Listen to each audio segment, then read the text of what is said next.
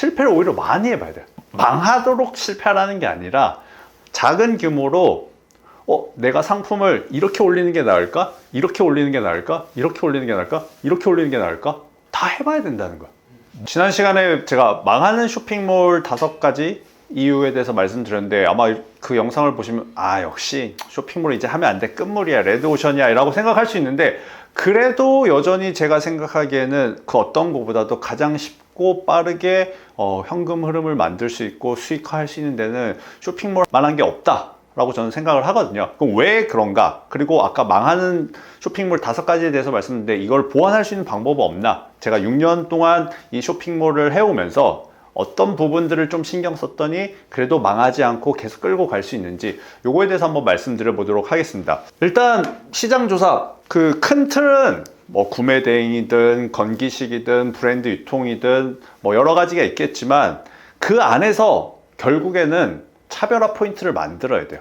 그러니까 고객이 타겟이 정해져 있다고 하면은 내가 다른 판매자들이랑 어떻게 엣지를 줄까? 중국 구매 대행을 하더라도 그 흐름이 뭐 대량 등록 프로그램이에요. 그럼 그 안에서 나는 저 프로그램을 사용하지 않고, 혹은 프로그램을 사용하더라도 어떻게 차별화를 둘까?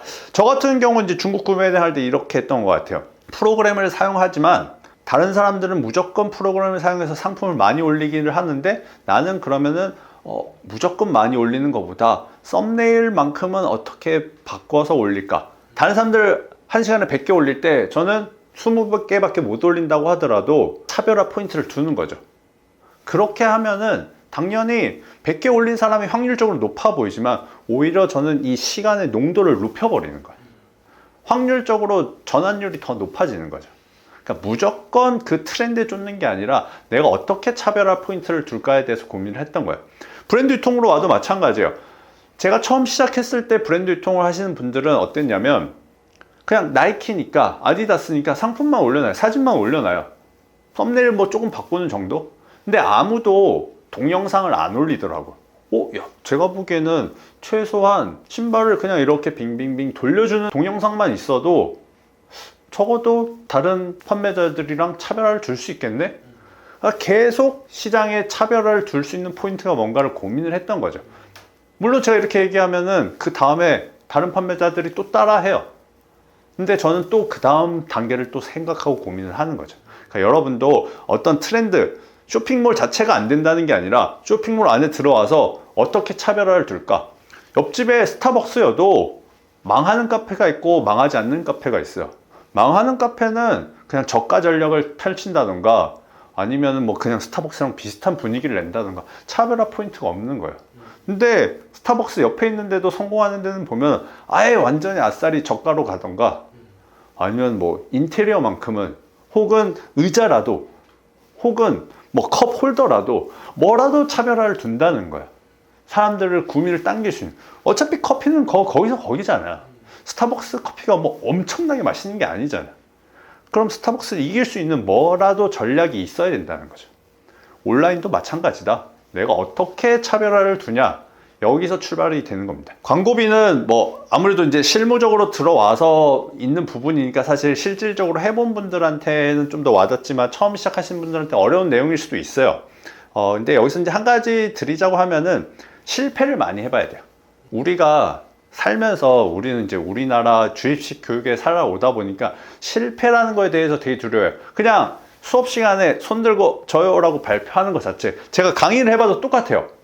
지목해서 물어보면은 아무도 막 선뜻 대답하려고 하고 이런 사람 거의 없어요.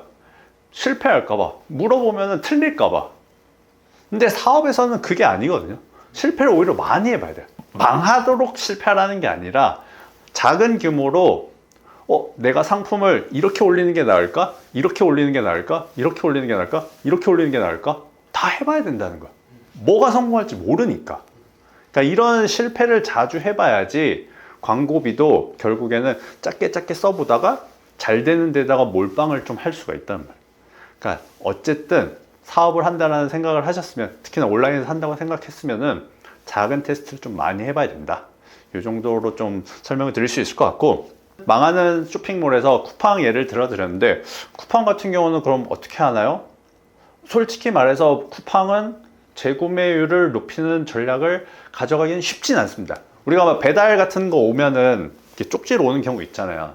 뭐 리뷰 남겨주면 뭐 다음에 음료수를 서비스 준다든지 뭐 별점을 해달라 뭐 이런 거를 하는 데들이 있는데 그거조차도 안 하는 데도 많아요. 물론 그렇게 쪽지를 준다고 해서 사람들이 리뷰를 남기거나 하는 비율이 높지는 않습니다.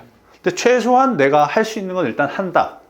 그리고 온라인 같은 경우는 이제 내가 쿠팡에서 규모가 좀 커졌다 혹은 어느 정도 온라인에서 판매하는 경험이 있다고 하시면은 스마트 스토어든 자사몰이든 이런 식으로 고객을 관리할 수 있는 시스템을 만드실 필요가 있습니다.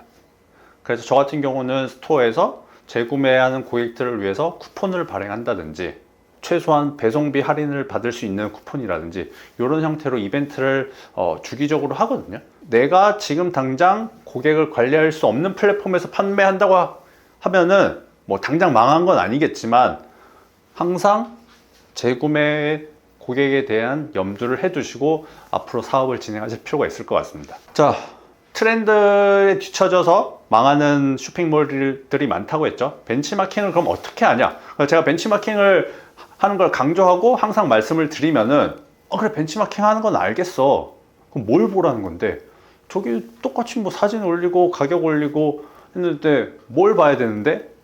이렇게 질문하시는 분들이 많거든요. 그러니까 내가 보이는 것만 사실 볼 수밖에 없어요. 여기서 위에서 차별화 포인트를 놓고 뭐 또 실패를 많이 해봤으면은 쟤네들이 뭘 시도해봤지? 이게 눈에 보이는데 이런 거조차를 안 해보면은 벤치마킹 할 때도 볼 게 없어요. 가격 아니면 썸네일, 제목 이거 말고 다 봤는데요. 별로 다른 게 없는데요. 저랑 비슷한데요. 이렇게 얘기를 하거든요. 그게 아니라 예전에 제가 봤던 영상 중에 신사임당 님의 유튜브 영상인데 자기는 벤치마킹 할 때 체크 포인트를 20몇 개를 넣는다고 하더라고요. 우리가 보기에는 영상 썸네일, 뭐 영상 제목, 태그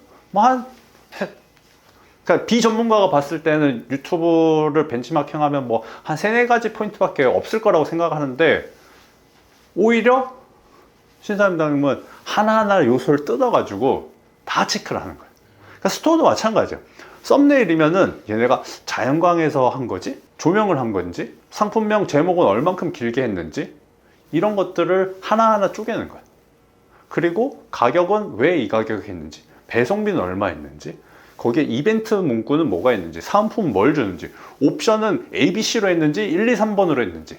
옵션 순서는 어떻게 돼 있는지? 리뷰 관리는 주기적으로 하는지? 이렇게 요소를 하나하나 다 뜯어서 내가 참고할 포인트들은 다 체크를 해야 된다는 거예요. 근데 그게 아니라 이런 식으로 그냥 눈에 보여지는 것만 딱 벤치마킹을 하면은 항상 놓칠 수밖에 없습니다. 그러니까 내가 경쟁 상대, 아까 말씀드렸던 신규로 떠오르는 업체 이런 데들은 뭐가 차별화가 되어 있는지를 하나하나 뜯어서 보실 필요가 있다. 이렇게 보면 될 것 같습니다. 마지막으로 자금 관리는 저 역시도 쉽지 않습니다.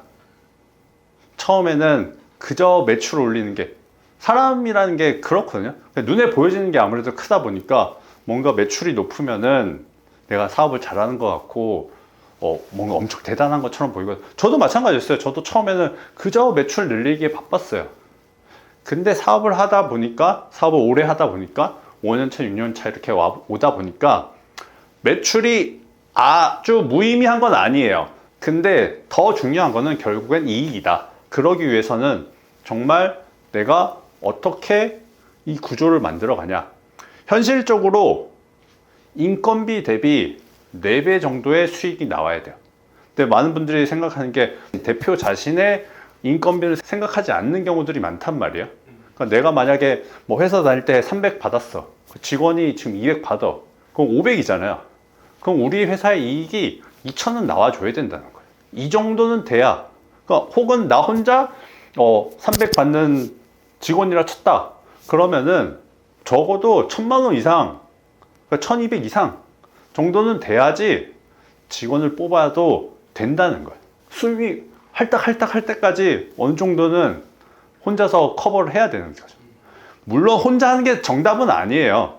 시스템을 구조화해서 사람을 잘 쓰는 것도 중요한데 이익의 관점에서, 자금 관리의 관점에서 보면은 무작정 매출이 올라간다고 사람을 뽑는 게 아니라 내가 이 규모 대비 인건비, 고정비. 왜냐면 사람 뽑으면은 컴퓨터도 하나 더 놔야 되고 책상도 하나 더 놔야 되고 공간도 더 필요하고 점점 늘어나는 게 많아요. 그러니까 사람 한 명 뽑는다고 해서 플러스가 되는 게 아니라 체감상으로는 그 자금 늘어나는 게 거의 곱하기도 아니고 제곱으로 늘어요. 그렇기 때문에 사람 쓰는 거, 고정비 관련된 것들은 항상 유의해서 철저하게 타이트하게 관리를 해야 된다. 이렇게 하시면은 망하지 않고 쇼핑몰을 가지고도 충분히 수익을 내면서 건강한 사업체를 만드실 수 있을 것 같습니다. 오늘 영상에서는 망하는 쇼핑몰보다 망하지 않는 쇼핑몰에 대해서 좀 설명을 드렸는데 아마 쇼핑몰이 어렵게 느껴지시는 분들도 많이 있을 것 같아요. 혹시 뭐 쇼핑몰 운영하시다가 궁금하신 부분이 있다고 하면은 댓글로 남겨주시면 제가 좀 아는 선에선 답변을 드리도록 하겠습니다. 오늘 영상은 여기까지고요. 오늘 영상 좋았으면 구독, 좋아요, 알림 설정 부탁드리겠습니다. 감사합니다.